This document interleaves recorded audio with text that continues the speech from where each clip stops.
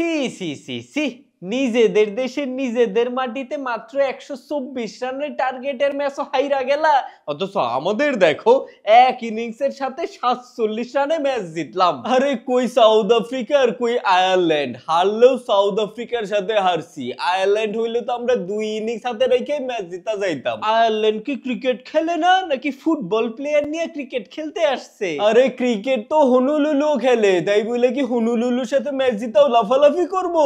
South Africa হইলো current test champion আর Ireland হইলো test ranking এর তলানির দল। তো আমরাই বা কোথায় র্যাঙ্কিং এর শীর্ষের দল?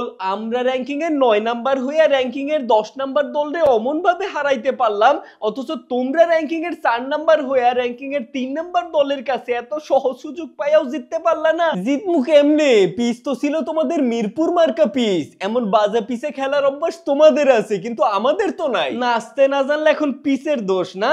আমরা তো ঠিকই আমাদের মিরপুর মার্কা পিচ বাদ দিয়ে তোমাদের স্পোর্টিং মার্কা পিচেও ম্যাচ জিতা গেলাম, তোমরা তাইলে মিরপুর মার্কা পিচ হইলেই ম্যাচ জিততে পারো না কেন? আরে হইছে হইছে, তোমাদের মতো বছরে এমন 2-1টা ম্যাচ জিতেই লাফালাফি করি না, আমরা একটা ম্যাচ হাইরা গেছি তো কি হইছে, পরের ম্যাচই আবার জিতমু। ওই দিন আর নাইরে নাতেই খাবলাই খাবলাই ম্যাচ জিততে পাতি। আরে এই সাউথ আফ্রিকারই আমরা কতবার টেস্টে হারাইছি, কিন্তু তোমরা তো আজ অব্দি একবারও পারলা না। তো আমরা যেই আয়ারল্যান্ডে টেস্টে হারাইলাম, সেই আয়ারল্যান্ডেও তো তোমরা কখনো টেস্টে হারাইতে পারো নাই।